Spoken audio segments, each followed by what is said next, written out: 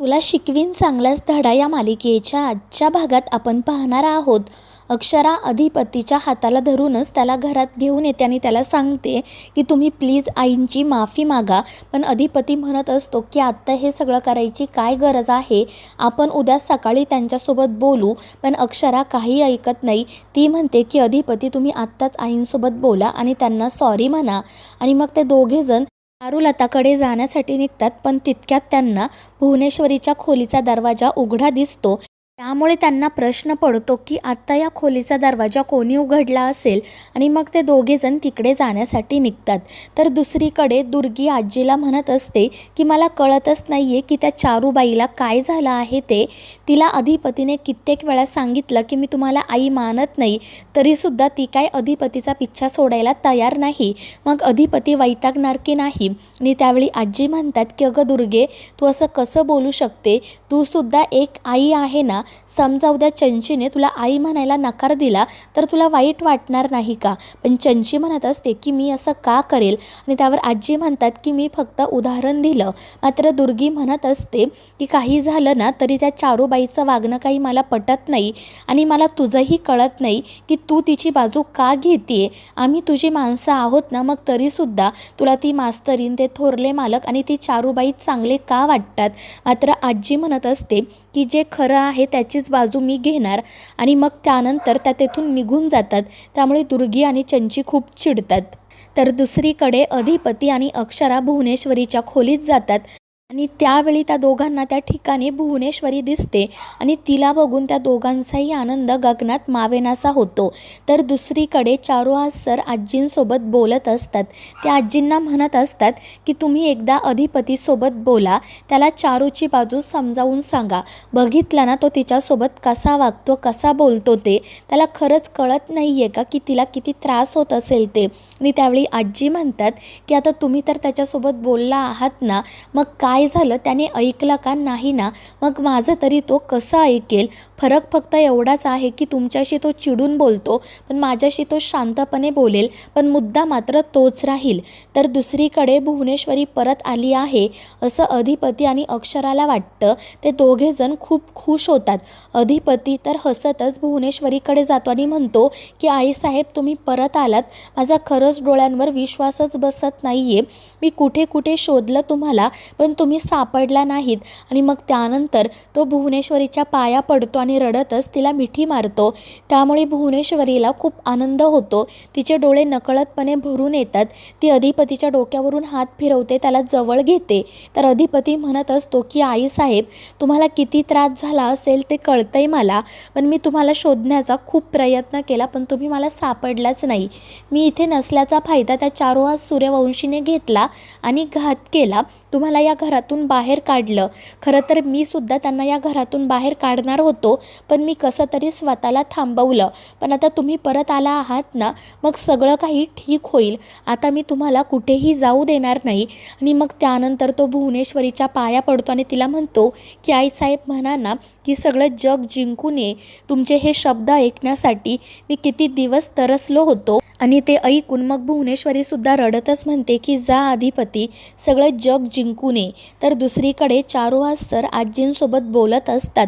ते म्हणत असतात की मी भुवनेश्वरीबद्दल बोलतो आणि ते ऐकून तुम्हाला वाईट वाटतं, कळतंय मला, पण मी जे काही बोलतो ना ते अगदी खरंच आहे.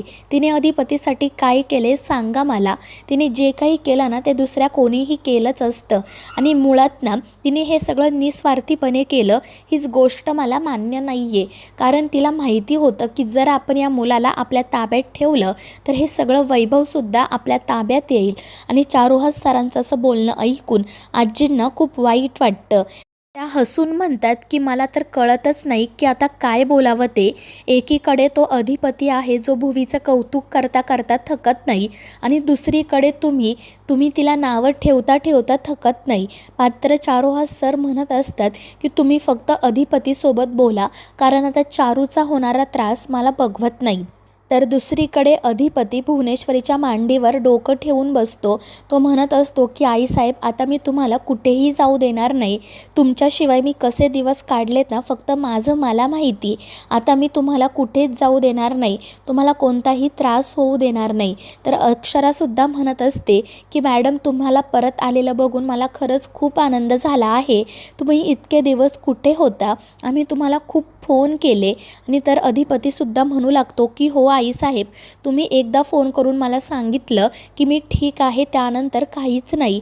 आणि मग तो भुवनेश्वरीचे डोळे पुसत म्हणतो की आता तुम्ही रडायचं नाही, कायम आनंदात राहायचं. आता मी तुम्हाला कोणताही त्रास होऊ देणार नाही. आणि मग त्यानंतर भुवनेश्वरी त्याला म्हणते की अधिपती, तू आज मला आईसाहेब म्हणाला, मी खरंच भरून पावले रे. आणि ते ऐकून अधिपती आणि अक्षराला धक्काच बसतो.